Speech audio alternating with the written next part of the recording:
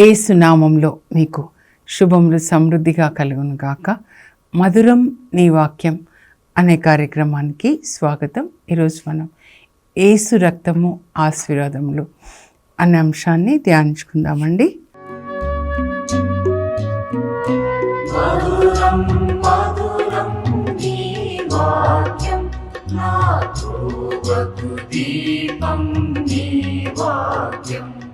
ఈ పుస్తకంలో అన్ని ఆశీర్వాదాలు యేసు రక్తం ద్వారా మనకి ఏ ఆశీర్వాదాలు వస్తాయో రాయడం జరిగింది. బైబిల్ గ్రంథంలో చెప్పిన విధంగా ముందుగా యేసు రక్తం మనల్ని ప్రతి పాపం నుంచి కడిగేస్తుందండి. మన శరీరాన్ని మనం నీళ్ళతో సబ్బుతో కడుక్కుంటాం కదా, మరి మన ఆత్మని యేసు రక్తము అలాగే యేసు వాక్యం ఈ రెండు కూడా కడుగుతాయి అన్నమాట. అందుకే మనం డివైన్ మర్సీ పిక్చర్ పెట్టుకుంటాం చూడండి. యేసు ప్రభుని పొడిచినప్పుడు రోమా సైనికుడు నీళ్ళు రక్తం వచ్చాయన్నమాట. నీరు అంటే బైబిల్ భాషలో వాక్యం అండి. అందుకే ఆయన పవిత్రమైన జలాలు చల్లి నేను మిమ్మల్ని శుద్ధి చేస్తా అంటారు ఎజికేల్ 36:25లో.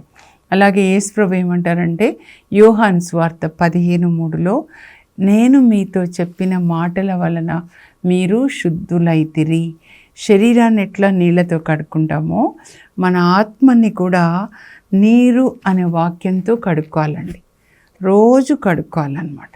లోపల కూడా డాక్టర్స్ చెప్తారు చూడండి, మన శరీరం లోపల 10 ఆర్గన్ సిస్టమ్స్ ఉంటాయి కదా, అవి కూడా నీటితో కడగబడాలన్నమాట. అందుకే కనీసము 3 లీటర్స్ వాటర్ తాగాలి అంటారనమాట. ప్రతి ఆర్గన్ సిస్టమ్ కూడా హెల్దీగా ఎఫెక్టివ్గా పనిచేయాలి. డైజెస్టివ్ సిస్టమ్ కానీ అన్నీ అంటే we need to drink more water అనమాట. సో అన్నిటికీ వాటర్ అండి. శరీరం బయట వాటరు, శరీరం లోపల వాటరు, మరి ఆత్మని కూడా వాక్యంతో అలాగే రక్తంతో కడుక్కోవాలన్నమాట. ఇది దాని మీద మనం ఫోకస్ చేయాలి. డివైన్ మర్సీ పిక్చర్ పెట్టుకున్నప్పుడు ఆయనని పొడిచినప్పుడు యోహాను సువార్త 19:34 ఒకవైపు నీరు ఒకవైపు రక్తం. ఆయన మరణించిన తర్వాత అది సైంటిఫిక్గా పాసిబుల్ కాదు కదండి. డెడ్ బాడీ నుంచి నీరు రాదు, రక్తం రాదు. అంటే యేసు ప్రభు ఈ లోకానికి ఈ రెండు ఇవ్వడానికి వచ్చారండి. ఒకటి వాక్యం, ప్రతిరోజు ఆయన వాక్యంతో కడుక్కోవాలి మనం. అలాగే ఆయన రక్తంతో కడుక్కోవాలి. ఎందుకంటే ఈ రెండు మనల్ని ప్రతి పాపం నుంచి కడిగేస్తాయి. యేసు రక్తం మనల్ని ప్రతి పాపం నుంచి కడిగి శుద్ధి చేస్తుంది అన్నమాట. రక్తంలో కడుక్కోవాలి, ప్రతి అవయవం కడుక్కోవాలి. ప్రతిరోజు మనల్ని దేవునికి సమర్పించుకోవాలన్నమాట. ఎలా అంటే నా శరీరాన్ని, నా మనస్సు, నా హృదయం మీకు సమర్పిస్తున్నాను. పాత నిబంధనలో యాజకుడు దేవునికి గొర్రెపిల్లని సమర్పించినప్పుడు ఒక్కొక్క అవయవాన్ని సమర్పిస్తాడండి. మనం కూడా సమర్పణ అంటే డబ్బులు వేయడం కాదు. దేవునికి మన డబ్బేం అవసరం లేదు. నా నాలుకని సమర్పిస్తున్నాను. దేవునికి సమర్పిస్తే అది దేవుని నాలుక అవుతుంది అన్నమాట. కాబట్టి దేవుని మాటలే మనం మాట్లాడాలి. దేవుడు మనల్ని తన పోలికగా సృజించారు అంటే తనలాగే మాట్లాడాలి, తనలాగే జీవించాలి. యేసు ప్రభు దేవుని చిత్తం చేసినట్లు మనం కూడా చేయాలి. మన కళ్ళని దేవునికి సమర్పించుకోవాలి. కనుక దేవుడు వాటిని వాడుకుంటాడనమాట. వాడుకొని ఇదో వీళ్ళందరికీ చూపించాడనమాట. ఏం చూపించాడో వాళ్ళు అదే రాస్తారు కదండి. యోహాను చివరిలో దర్శనాల్ని చూపిస్తే దర్శన గ్రంథం రాస్తాడు, ప్రకటన గ్రంథం. ప్రవక్తలందరికీ కూడా దర్శనాలు చూపిస్తాడు కదా. సో మన కళ్ళని పరిశుద్ధంగా కాపాడుకోవాలని. నీ కన్ను నీ దేహంనకు దీపిక అంటున్నారు. దీపం ఏంటి? చీకటిని పారద్రోలుతుంది, ఏముంది చూపిస్తుంది కదా. సో మీ కన్ను తేటగా ఉంటే దీపం కాబట్టి మీ దేహం అంతా తేటగా ఉంటుంది. అంటే మీ హృదయము తేటగా ఉంటుంది, స్వచ్ఛంగా మనస్సు శరీరము తేటగా ఉంటుంది. కన్నులు మసగా వారే, కన్నులు పాపం, కన్నులతో పాపం చూస్తే ఆ పాపం ఇక్కడి నుంచి హృదయంలోకి పోతుంది. హృదయము చీకటి, మనస్సు చీకటి, శరీరం చీకటి అయిపోతుంది అన్నమాట. కనుక కన్నులని కాపాడుకోవాలి, దేవునికి అర్పించాలండి, కడుక్కోవాలి, ప్రతిరోజు చెవులు కడుక్కోవాలి. అప్పుడు ఈ లోక స్వరం కాకుండా దేవుని స్వరం మనం వింటాం అన్నమాట. ఈ లోకం ఈ టైంలో ఎట్లా ఉందంటే 2 తిమోతి 3 అధ్యాయం మీరు చదివితే లోకమంతా చీకటి, పాపం అన్నమాట. మనుషులు ఎట్లా ఉన్నారంటే షెల్ఫిష్ పీపుల్ అని చెప్తారు.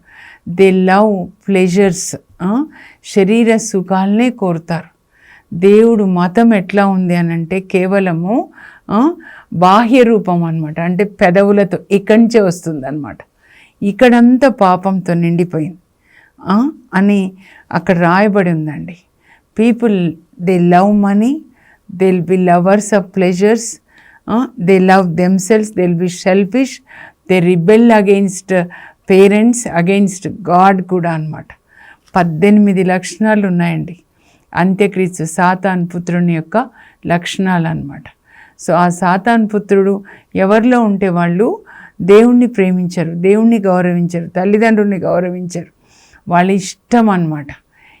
ఏంటంటే సాతాను పుత్రుని పేరు ఏంటంటే మ్యాన్ ఆఫ్ లాలెస్నెస్ అన్నమాట. ఏ లాస్ లేవు, ఎవరు బైబిల్ చెప్పిన దేవుడి చట్టము లేదు, తల్లిదండ్రులు చెప్పింది లేదు. వాళ్ళకి ఏది ఇష్టమైతే అది, హెయిర్ స్టైల్ ఏది ఇష్టమైతే అదే అన్నమాట. వెటకారం, ఎంత వికారంగా కనబడతారండి. ఇక్కడ పెట్టుకుంటారు, ఆడ మొగకి తేడా లేకుండా వస్త్రధారణలో. దేవుడు మహిమపరచబడాలండి. మన వస్త్రధారణ ద్వారా కూడా పరిశుద్ధత అన్నిట్లో కనపడాలి. ఆయన పరిశుద్ధుడు. సెరూపులు అనంటే సెరాఫ్స్ అని అంటారు. 6 రెక్కలు ఉంటాయి. యెషయా గ్రంథం 6వ అధ్యాయంలో వాళ్ళు ఏం చేస్తున్నారు, ఈ దేవదూతలు 2 రెక్కలతో ఎగురుతూ, 2 రెక్కలతో ముఖాన్ని కప్పుకొని, 2 రెక్కలతో కాళ్ళని కప్పుకొని ఎగురుతున్నారు. అంటే దేవుని సన్నిధిలో ఉన్నారన్నమాట. వాళ్ళు దేవుని స్తుతిస్తున్నారు. పరిశుద్ధుడు, పరిశుద్ధుడు, పరిశుద్ధుడు, సర్వశక్తిమంతుడైన దేవుడు పరిశుద్ధుడు, పరిశుద్ధుడు, పరిశుద్ధుడు. పరలోక భూలోకంలో ఆయన మహిమతో నిండి 6 రెక్కలతో ఏం చేస్తున్నారంటే ముఖాన్ని 2 రెక్కలతో, కింది భాగాన్ని 2 రెక్కలతో కప్పుకుని దేవుని సన్నిధిలో మనం కప్పుకోవాలండి. పరిశుద్ధుడైన దేవుణ్ణి మనము కప్పుకొని మనం ఆరాధించాలన్నమాట. వస్త్రధారణ పరిశుద్ధంగా ఉండాలి. అది దేవునికి సమర్పించుకోవాలి. ప్రతిరోజు కడుక్కోవాలి. ఉదయం లేవగానే మనము యేసు రక్తంలో కడుక్కోవాలి, యేసు వాక్యంతో కడుక్కోవాలన్నమాట ప్రతిరోజు కూడా. అందుకే ఈరోజు దేవుడు మనల్ని ఎందుకు లేపారు తెలుసా? ఆయన యొక్క వాక్యం వినాలి అని. ఈ వాక్యం మనం చదువుతూ ఉన్నప్పుడు మనలో ఉన్న పరిశుద్ధాత్మ మన హృదయాన్ని, మనస్సుని, శరీరాన్ని 3 కూడా శుద్ధి చేస్తారండి. అందుకే 1 తెస్సలోనిక 5:23లో పౌలు ఏం రాస్తాడంటే, మనకి శాంతి నొసగు దేవుడు అంటే పరిశుద్ధాత్మ యేసుక్రీస్తు వచ్చునాటికి మీ ప్రాణాత్మ శరీరములను శుద్ధి చేసి పరిశుద్ధపరచి కాపాడునుగాక. యేసు ప్రభు వస్తారు మేఘాల్లోకి. అప్పుడు మనల్ని పరిశుద్ధమైన కన్యకగా పరిశుద్ధాత్మ యేసు ప్రభుకి అప్పగిస్తారు. ఈమె ఎవరు అని చెప్పిన దాంట్లో నేను చెప్పాను, యేసుక్రీస్తు వధువు అని. మనల్ని శుద్ధి చేస్తూ ఉంటారు. కనుక పరిశుద్ధాత్మ మనల్ని శుద్ధి చేయాలంటే మనం ఏమి ఇవ్వాలంటే పరిశుద్ధాత్మకి నీళ్ళని ఇవ్వాలి, అంటే వాక్యము ఇవ్వాలి, అలాగే యేసు రక్తాన్ని ఇవ్వాలి. గిన్నెలు తోమడానికి పని మనిషి మన ఇంటికి వస్తే మనము సబ్బు ఇవ్వాలి, తర్వాత నీళ్ళు ఇవ్వాలి కదండి. 2వ రాజుల గ్రంథం 5లో ఎలీషా ప్రవక్త దగ్గరికి వస్తాడు, నామాను కుష్ఠ అన్నమాట. అప్పుడు ఎలీషా ప్రవక్త చెప్తాడు దేవుని మాటగా, నీవు యోర్దాను నదిలో 7 సార్లు మునిగితే నీకు స్వస్థత. మీరు ప్రతిరోజు 7 అధ్యాయాలు చదవడం నేర్చుకొని అందులో 7 మాటలు రాసుకొని డైరీ పెట్టుకొని వాటిని పాటించండి. అప్పుడు మీరు ఊరికే డాక్టర్స్ దగ్గర వెళ్ళే అవసరం లేదు, మీకు స్వస్థత కలుగుతుందన్నమాట. దేవుని వాక్యము మీ శరీరంలోకి కణంలోకి వెళ్ళాలండి. అప్పుడే స్వస్థత. విత్తనాలు వేస్తే పొలంలో లోతుకి వెళ్ళాలి కదండి, నాగలితో దున్ని వేస్తారు కదా, లోపలికి వెళితే అప్పుడు ఆ విత్తనం మొలకెత్తుతుంది కదా. మన హృదయం అనే పొలంలోనికి వాక్యం అనే విత్తనం లోపలికి వెళ్ళాలి, దున్నాలన్నమాట. రైతు దున్నినట్లుగా మనల్ని దున్నాలి, మన ముళ్ళ తొప్పలన్నీ తీసేసి, అప్పుడు అవి మొలకెత్తి ఫలిస్తాయన్నమాట. కనుక వాక్యము ప్రతి కణంలోకి వెళ్తే మనకి స్వస్థత అండి. నేను నిన్న చెప్పాను సామెతలు 4:22, దేవుని యొక్క వాక్యం నీ కళ్ళ నుంచి పక్కకు పోనీకు, నీ నోట్లో నుంచి పక్కకు పోనీకు, నీ చెవులలో నుంచి శ్రద్ధగా విను, నీ హృదయంలో దాచుకో. లాకర్లో ఎట్లా దాచుకుంటాం, ఇంట్లో కూడా లాకర్లో బంగారం దాచుకుంటాం కదా, అలా దాచుకో, వాటిని పాటించు. అప్పుడు ఈ వాక్యాలు నీ సర్వ శరీరానికి ఆరోగ్యాన్ని ఇస్తాయి. అర్థమవుతుందా? సర్వ శరీరం అంటే మనకి శరీరం మాత్రమే కాదండి, ఆత్మ ఉంది. శరీరం జంతువులకు ఉంటుంది, వాటికి మనసు కూడా ఉంటుంది కొద్దిగా, బ్రెయిన్. కానీ మనము దేవుని బిడ్డలు, జంతువులు కాదు, మనం దేవుని బిడ్డలు. ఆత్మ ఉంది శరీరం అనే మట్టి కుండలో. చెప్పుకోవాలి, నేను ఆత్మని, నాకు ఒక మనస్సు ఉంది, నేను శరీరంలో ఉన్నాను. I'm a spirit, I have soul, I'm in the body. ఈ జ్ఞానాన్ని కలిగి ఉండాలి. ఇప్పుడు ఏదో ఆర్టిఫిషియల్ ఇంటెలిజెన్స్, అదంతా దయ్యాల నుంచి వచ్చింది, సాతాన్ నుంచి వచ్చింది. అది అంత్యక్రీస్తు పరిపాలన ఈ విధంగానే ముద్ర వేస్తారంటారు చూడండి, సాతాన్ యొక్క పరిపాలన అన్నమాట. అంత్యక్రీస్తు ఈ ఆర్టిఫిషియల్ ఇంటెలిజెన్స్ ద్వారా మనుషులని, ప్రపంచాన్ని పరిపాలించడం. చిప్పు పెడతారు, ముద్ర వేస్తారు, దాని అధికారం క్రిందకి మనం రాకూడదు. మనకి న్యాచురల్ ఇంటెలిజెన్స్ దేవుడు ఇచ్చారు. Anything that is artificial is from the devil. మీరు తెలుసుకోనండి. దేవుడు గింజల్నిచ్చే వృక్షాలు అంటే ఫలాలు, గింజలున్న ఫలాలనిచ్చే వృక్షాలని సృజించాడు. దానికి ఇమిటేషన్గా సాతాను ఆర్టిఫిషియల్ ఫ్రూట్స్ అన్నమాట, సీడ్లెస్ ఫ్రూట్స్. ఏదైనా anything that is natural is from God and that is artificial is from the devil. చాలామంది ఇంకా దాన్ని నేర్చుకుంటున్నారండి. ఎందుకు అవసరం లేదు, మనకి దేవుడిచ్చిన జ్ఞానం చాలు, ఈ దైవ జ్ఞానం చాలు. ఇది దేవుని జ్ఞానము, అది డీమానిక్ విజ్డమ్ అన్నమాట, ఇది డివైన్ విజ్డమ్. ఈ జ్ఞానం లేకనే సాతాను అధికారం క్రిందికి వచ్చి ఇట్లా అయిపోతున్నారండి.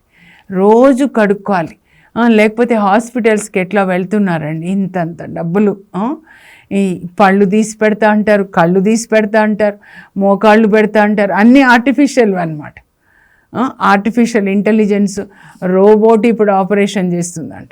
ఇదంతా ఈ జ్ఞానం లేక సాతాను అధికారం క్రిందికి రావడం అన్నమాట. ప్రొద్దున్నే లేచి బైబిల్ చదివితే అప్పుడు ఈ వాక్యంతో పరిశుద్ధాత్మ మనల్ని శుద్ధి చేస్తాడు, యేసు రక్తంతో మనల్ని శుద్ధి చేస్తాడనమాట. ఈ రక్తంతో శుద్ధి ప్రతిరోజు చేసుకోవాలండి. పాపము యేసు రక్తంతో, యేసు వాక్యంతో తప్ప ఇంకా ఏ విధంగా కూడా పాపం మనల్ని విడిచిపెట్టి వెళ్ళదు. అందుకే యేసు ప్రభు మరలా చెప్తున్నాను, ఆయనని పొడిచినప్పుడు నీరు రక్తం వచ్చాయన్నమాట. ఆలోచించండి, అలా ఎలా వస్తాయి? మన కొరకు అన్నమాట.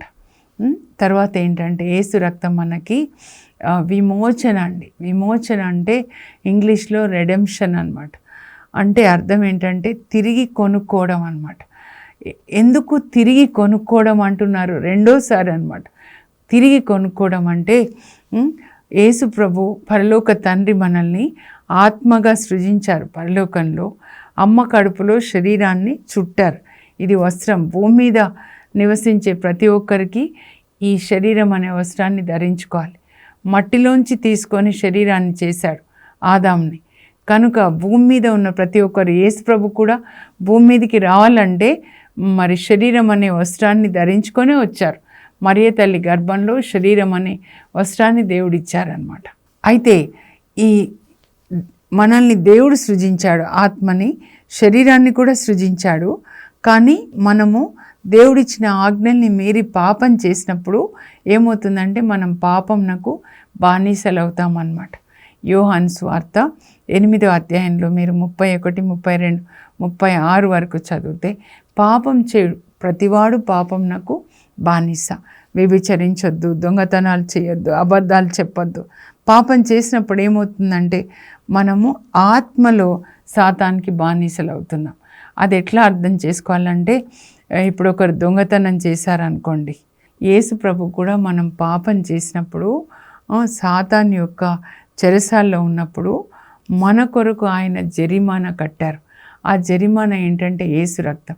అయితే సాతాన్ని కట్టలేదు, దేవునికి కట్టారనమాట. అప్పుడు దేవుడు సాతానికి ఆజ్ఞాపిస్తారనమాట, ఆ బిడ్డను విడిపించు, ఆ బిడ్డ కొరకు వెల చెల్లించబడినది. అందుకే పౌలు ఏం రాస్తాడంటే 1 కొరింథీ 6లో 18-20 వరకు, ఫ్లీ ఫ్రమ్ అడల్టరీ, వ్యభిచారం నుండి మీరు పారిపోండి. పామును చూస్తే ఎట్లా పారిపోతారో మీకు తెలియదా? మీ దేహం దేవుని ఆలయం అని ఆయన రక్తాన్నిచ్చి మిమ్మల్ని కొనుక్కున్నాడు, వెలనిచ్చి కొనుక్కున్నాడు. మీ ఆత్మ యేసుక్రీస్తు ఆత్మతో ఏకమైపోయినాయి. యేసుక్రీస్తుతో ఏకమైన ఈ ఆత్మని మీరు ఇలా, ఇప్పుడు మన ఆత్మ యేసు ప్రభుతో ఏకమైంది. ఒక వేశ్యతో మీరు ఎట్లా ఏకం చేస్తారు? ఎలా ఏకం చేస్తారు? మీ లోపల యేసు ప్రభు ఉన్నాడు, ఈ దేహాన్ని వేశ్యతో ఎలా చేస్తారు? మీరు మీకు చెందిన వాళ్ళు కాదు, ఆయన వెలనిచ్చి మిమ్మల్ని కొనుక్కున్నాడు. కనుక మీ దేహంతో దేవుని మహిమపరచండి. He purchased you with his blood. He purchased your body, entire you with his blood, so use your body for God's glory. 1 పేతురు 1:20లో కూడా పేతురు రాస్తాడు, మిమ్మల్ని కొనుక్కోవడానికి సాతాను బానిసత్వం నుంచి మీ కొరకు దేవుడు బంగారం వెండి కాదు చెల్లించింది, నిష్కలంకమైన గొర్రె పిల్ల వంటి అమూల్యమైన రక్తం, యేసు ప్రభు యొక్క రక్తం ద్వారా మీరు కొనబడ్డారు. తిరిగి కొనుక్కున్నాడు, ఆయననే సృజించి ఆయన మళ్ళా రెండోసారి కొనుక్కున్నాడు. కనుక మీ దేహంతో దేవుని మహిమపరచండి. నేను ఒక చిన్న ఇన్సిడెంట్ ద్వారా చెప్తా అండి, మీకు అర్థమవుతుంది. ఒక బాబు చిన్న బోటు తయారు చేసుకున్నాడంట, చక్కగా చేసుకొని దాని మీద తన పేరు కూడా రాసుకున్నాడు. ఇంకా ఇప్పుడు వైజాగ్ బీచ్ అనుకోండి, బీచ్కి వెళ్ళాడనమాట. ఆ బీచ్లో ఆడుకుంటూ ఉన్నాడు, నీళ్ళ మీద దాన్ని పెట్టి ఆడుతుంటే అది కొట్టుకొని పోయిందనమాట బోటు. చాలా బాధపడ్డాడు, అయ్యో చాలా కష్టపడి చేసుకున్నాడు, చిన్నదేం కాదు కొద్ది పెద్దదే. ఇంకా బాధపడ్డాడు అనమాట. వాళ్ళ నాన్న, పర్వాలేదు లేరా, నేను మళ్ళీ నీకు ఇంకోటి కొనిస్తా. కాదు నాన్న, అది కొన్నది కాదు కదా, నేను తయారు చేసుకుంది కదా, ఎంత కష్టపడి నేను దాన్ని తయారు చేసుకున్నా. ఆ బాధలో అట్లానే ఉన్నాడు. తర్వాత మళ్ళీ బీచ్కి వెళ్ళినప్పుడు ఆ బీచ్ ప్రక్కన షాప్స్లో అమ్ముతుంటారు కదండి వస్తువులు, ఇది అది. ఈ అబ్బాయి బోట్ కూడా అక్కడ అమ్ముతున్నారనమాట, షాప్లో పెట్టి. నానా చూడు నాన్న అంటే, ఏంటి అంటే, అదిగో నాన్న నేను తయారు చేసుకున్న బోటు ఇక్కడ అమ్ముతున్నారు షాప్లో అని. అప్పుడు దాన్ని నాన్న అది నాకు కావాలి అని అంటే దాన్ని వాళ్ళ నాన్న కొనిస్తాడనమాట. అప్పుడు బోట్తో దాన్ని ముద్దు పెట్టుకుంటూ, ఇదిగో ఇప్పుడు నువ్వు నాకు 2 విధాలా నువ్వు నా దానివి. ఒకటి ఏంటంటే నేను నిన్ను తయారు చేసుకున్నాను, రెండోది ఇప్పుడు నేను నీకు వెల ఇచ్చి నేను కొనుక్కున్నాను, కాబట్టి 2 విధాలుగా నువ్వు నాకు చెందిన దాన్ని. మనం కూడా యేసు ప్రభుకి 2 విధాలుగా చెందిన వాళ్ళం అండి. ఒకటి, ఆయన మనల్ని సృష్టించాడు, సృష్టికర్త. మన శరీరంలో ప్రతి ఒక్కటి సృజించాడు, ఒక్కొక్క అణు. మన ఆత్మని ఆయన సృజించాడు. కనుక ఇప్పుడు రక్తం ఇచ్చి కొనుక్కున్నాడు కాబట్టి we belong to him by both means అన్నమాట. కనుకనే ఎవరైతే ఈ సత్యాన్ని అనుభవిస్తారో, తెలుసుకుంటారో, వాళ్ళు యేసు ప్రభు కొరకే జీవిస్తారండి. పౌలు అంటాడు, నా కొరకు ప్రాణత్యాగం చేసిన నా క్రీస్తు కొరకు నేను జీవిస్తాను. గలతీ 2:20. ఈ యేసు ప్రభుతో ఈ రిలేషన్ లేని వాళ్ళ శరీరం చెప్పినట్లు జీవిస్తూ చివరికి ఇప్పటికీ చాలామంది సాతాను అధికారం క్రింద, సాతాను పుత్రుని అధికారం క్రింద వికారమైన హెయిర్ స్టైల్స్ ఇవి పెట్టుకొని, టాటూ మార్క్స్, ఎంత ఆ అంధకార శక్తి నుంచి దేవుడు మనల్ని యేసు రక్తం ద్వారా అంధకార శక్తి నుంచి విడిపించి ట్రాన్స్ఫర్ చేశాడు, తన కుమారుని వెలుగు సామ్రాజ్యంలోనికి. అందుకొరకే ఆయన వచ్చాడు, తప్పిపోయిన దాన్ని వెదకి రక్షించడానికి. పునీత అగస్టిన్ గారిని ఎట్లా రక్షించాడో అలా మన బిడ్డల్ని కూడా ఆయన రక్షిస్తాడండి. ఈ వాక్యం మేము ఎప్పుడు చెప్పి ప్రార్థన చేస్తాం. అపోస్తల కార్యాలు 9లో సౌల్ని దర్శించినట్లుగా మా పిల్లల్ని దర్శించండి అని చెప్పి, ఆ తర్వాత యేసు రక్తము మనకి జీవాన్ని ఇస్తుందండి. యోహాను సువార్తలో 6వ అధ్యాయం అన్నమాట, 53 నుంచి మీరు చదివితే 6 అంతా కూడా జీవాహారం నేనే అని చెప్తాడు. ఎవరైతే నా శరీరంను భుజించి నా రక్తంను పానం చేస్తారో వాళ్ళు నిత్య జీవాన్ని పొందుతారు. ఎందుకంటే నా శరీరం నిజమైన ఆహారము, నా రక్తము నిజమైన పానం అని చెప్తే 5,000 మంది వింటున్నారండి వాక్యం. ఈ శరీరాన్ని తినమంటాడు, మనం వెళ్ళి కొరుక్కొని తింటామా? మన రక్తం తాగుతామా? ఏం మాట్లాడుతున్నాడు ఈయన, కఠినమైన మాటలు, పోదాం లేండి అని 5,000 మంది వెళ్ళిపోతారండి. అప్పుడు ఒక 12 మంది శిష్యులు మాత్రమే మిగులుతారు. ఆయన మాట్లాడే మాటల్లో అంతరార్థం వాళ్ళు గ్రహించలేకపోయారు. శరీరం అంటే ఇదే అండి, దేవుని వాక్యం. యేసు ప్రభు పేరు దేవుని వాక్యం అన్నమాట, ఆయన నోట్లో నుంచి వచ్చిన వాక్యం. తినండి అంటే వాక్యాన్ని పఠించి పాటించి ప్రకటించడం అన్నమాట. అది అందుకే ఎవరైతే నా వాక్యాన్ని ఆలకించి పాటిస్తారో వాళ్ళే నా తల్లి, నా సోదరుడు, నా సోదరి అంటారనమాట. యేసు రక్తం త్రాగడం అండిపోయి కాదు కదా, ఆయన రక్తం ఇది అనేకుల పాప పరిహారార్థము చిందింపబడనున్న నిబంధన రక్తం. అంటే యేసు రక్తంలో మన పాపాలన్నీ కడుక్కోవాలి, ప్రతిరోజు కడుక్కోవాలి. పోప్ జాన్ పాల్ గారు రోజు 5 సార్లు మీరు మీ పాపాలను ఒప్పుకోవాలంటారు. అన్నిసార్లు యేసు రక్తంలో మనల్ని కడుక్కోవాలన్నమాట. యేసు రక్తం ద్వారా మనకి పరలోక ప్రవేశం. మన కొరకు యేసు ప్రభు పరలోక ద్వారాన్ని తెరిచాడు. అంతేకాదు యేసు ప్రభు తండ్రికి తన రక్తాన్ని ఇచ్చినప్పుడు, పరలోకానికి వెళ్ళినప్పుడు ఆ రక్తం మన కొరకు ప్రార్థన చేస్తుందండి. పౌలు ఆ దర్శనాన్ని చూస్తాడు. పరలోకంలో ఆత్మలో యేసు ప్రభు తండ్రి సన్నిధిలో చిలకరించిన రక్తము మన కొరకు ప్రార్థిస్తుందంట. కొన్నిసార్లు మనం ప్రార్థించలేం, చాలా నిరాశలో ఉంటాం. ప్రార్థించడానికి కూడా శక్తి ఉండాలండి. అనారోగ్యంతో కానీ బాధల్లో ప్రార్థించలేని సమయంలో మన కొరకు యేసు రక్తం ప్రార్థిస్తుంది. నాన్న ఈ బిడ్డని కరుణించు, నాన్న ఈ బిడ్డకి స్వస్థత దయచేయి, నిరాశలోంచి బయటికి తీసుకున్నరా, సాతాను ఇట్లా మింగి ఉన్నాడు పాము నోట్లో ఉన్నట్లుగా ఈ బిడ్డను రక్షించు, ఈ బిడ్డ నా రక్తం ద్వారా నీతిమంతురాలుగా చేయబడింది. సాతాను కూడా మన మీద నేరాలు మోపినప్పుడు యేసు రక్తం జవాబు చెప్తాడనమాట. పాపి కాదు, నా రక్తంలో శుద్ధి చేయబడిన నీతిమంతురాలు దేవుని బిడ్డ అని మన పక్షాన యేసు రక్తం మొరపెడుతుంది అనమాట. ఇన్ని ఆశీర్వాదాలు మనం పొందాలండి. నేను చదువుతాను, ఈ ఆశీర్వాదములు మీరు రాసుకొని నోటితో పలికి వాటిని పొందాలి. యేసు రక్తము మనల్ని ప్రతి పాపం నుండి శుద్ధి చేయును. యేసు రక్తం ద్వారా మనకు విమోచన అనగా పాప క్షమాపణ. యేసు రక్తం మనలను నీతిమంతులుగా చేయును. యేసు రక్తం మనకు జీవంనిచ్చును. యేసు రక్తం ద్వారా పరిశుద్ధ స్థలమునకు ప్రవేశం. యేసు రక్తము మన కొరకు తండ్రి సన్నిధిలో మొరపెడుతుంది. ఇంకా యేసు రక్తం ద్వారా వారు ప్రకటించిన సత్యం ద్వారా వారు సాతానుపై గెలుపొందారు. ఈ ఆశీర్వాదాలన్నీ కూడా మనం యేసు రక్తం ద్వారా పొందుతామండి. కనుక ఇది ప్రార్థనగా మార్చుకొని మనము ఆ ఆశీర్వాదాన్ని పొందుదాం. యేసు నా ఆరోగ్యంను నీవు తీసుకొని నీ స్వస్థతను నాకు ఇవ్వు ప్రభు. యేసు నా శిక్షను నీవు తీసుకొని నీ క్షమాపణ నాకు ఇవ్వు ప్రభు. యేసు నా పాపం నువ్వు తీసుకొని నీ నీతిని నాకు ఇవ్వు ప్రభు. యేసు నా మరణం నీవు తీసుకొని నీ జీవంను నాకు ఇవ్వు ప్రభు. యేసు నా పేదరికం నీవు తీసుకొని నీ ఐశ్వర్యంను నాకు ఇవ్వు ప్రభు.